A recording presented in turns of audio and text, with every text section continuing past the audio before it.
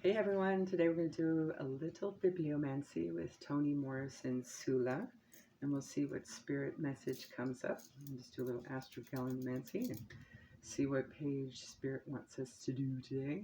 I'm not sure if I've showcased this one before. I know I've done at least 2 of her books. I'm not sure if this is one of them. So what I'll do is I'll just give you a little brief intro, okay? This rich and moving novel traces the lives of 2 Black heroines, from their growing up together in a small Ohio town, through their sharply divergent paths of womanhood, to their ultimate confrontation and reconciliation. The one, Nell Wright, chooses to stay in the place of her birth, to marry, to raise a family, to become a pillar of the tightly knit Black community. The other, Sula Peace, rejects all that Nell has accepted. She escapes to college, submerges herself in city life, and when she returns to her roots, it is as a rebel, a mocker, a wanton sexual seductress. Both women must suffer the consequences of their choices. Both must decide if they can afford to harbor the love that they have for each other, and both combine to create an unforgettable rendering of what it means and costs to exist and survive as a Black woman in America. Okay, let's see here. We are going to need 3 dice. Okay,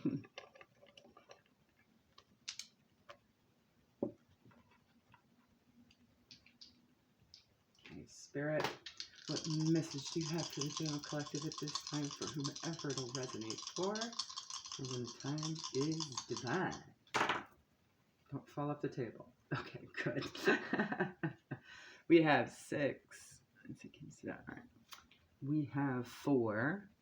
These numbers may be significant to you. And we have 3. I'm feeling 67. That may be significance. 67 breaks down to a 13, which breaks down to a 4. All right.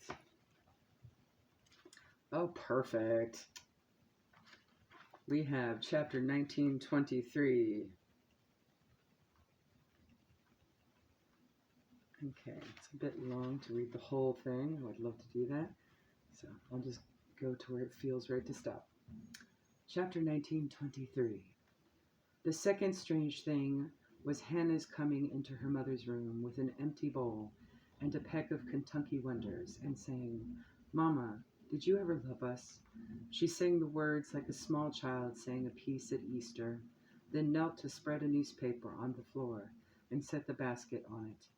The bowl she tucked in the space between her legs. Eva, who was just sitting there fanning herself with the cardboard fan from Mr. Hodges' funeral parlor, listened to the silence that followed Hannah's words, then said, "Scat," to the Deweys who were playing chain game near the window.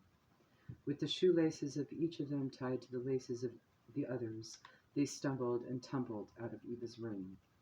"Now," Eva said, looked up across from her wagon at her daughter, "give me that again, flat out to fit my head." "I mean, did you know, when we was little?" Eva's hand moved like snail-like down her thigh toward her stump, but stopped short of it to realign a pleat. "No, I don't reckon I did. Not the way you thinkin'." "Oh, well, I was just wondering." Hannah appeared to be through with the subject. Okay, side note, guys. I just got a left sudden high-pitch ear ring. That may be significant. I would look that up, but I got my hands full. An evil wondering if I ever heard one. Eva was not through. "I didn't mean nothing by it, Mama." "What do you mean you didn't mean nothing by it? How you gone not mean something by it?" Hannah pinched the tips of the Kentucky Wonders and snapped their long pods. What with the sound of the cracking and snapping and her swift-fingered movements, she seemed to be playing a complicated instrument. Eva watched her a moment and then said, "You gone, can them?" "No, they for tonight." "Thought you was gone. Can some?" "Uncle Paul ain't brought me none yet. A peck ain't enough to can. He said he got 2 bushels for me." "Trifling." "Oh, he all right." Show he all right, everybody all right, except Mama. Mama the only one that ain't right, 'cause she didn't love us. Aw, Mama. Aw, Mama. Aw, Mama. You sitting here with your healthy ass self and ask me, did I love you? Them big ol' eyes in your head would have been 2 holes full of maggots if I hadn't. I didn't mean that, Mama. I know you fed us and all. I was talking about something else, like playing with us. Did you ever, play with us? Play? Wasn't nobody playing in 1895. Just 'cause you got it good now, you think you can always get this good? 1895 was a killer, girl. Things was bad. N-words was dying like flies. Stepping tall, ain't you? Uncle Paul gonna bring me 2 bushels. Yeah, and they's a melon downstairs, ain't they? And I bake every Saturday, and Shad brings fish on Friday, and they's a pork barrel full of meal, and we float eggs in a crock of vinegar. Mama, what you talking about? I'm talking about 1895. When I sit in that house 5 days with you and Pearl and Plum and 3 beats, you snake-eyed, ungrateful hussy. What would I look like leaping around that little old room playing with young'uns with 3 beats to my name? I know about them beats, Mama. You told us that a million times. Yeah, well, don't that count? Ain't that love? You want me to tinkle on you under the jaw and forget about them sores in your mouth? Pearl was shitting worms and I was supposed to play Ring Around the Rosie? But Mama, there had to be some time when you was thinking about... Nope, no time. There was no time. Not one. Soon as I got one day done, here come a night. With you all coughing and me watching so TV wouldn't take you off. And if you was sleeping quiet, I thought, oh Lord, they dead. And put my hand over your mouth to feel if the breath was coming. What you talking about? Did I love you, girl? I stayed alive for you. Can't you get that through your thick head? What is that between your ears? Heifer. Hannah had enough beans now. With some tomatoes and hot bread, she thought that would be enough for everybody, especially since the Deweys didn't eat vegetables no how, and even never made them. And Tar Baby was living off air and music these days.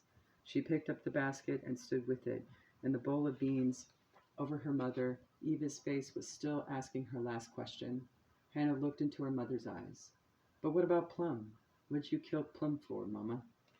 It was a Wednesday in August, and the ice wagon was coming and coming. You could hear bits of the driver's song. Now Mrs. Jackson would be tipping down her porch steps. Just a peeps. You get a little old piece laying round here if you could spare.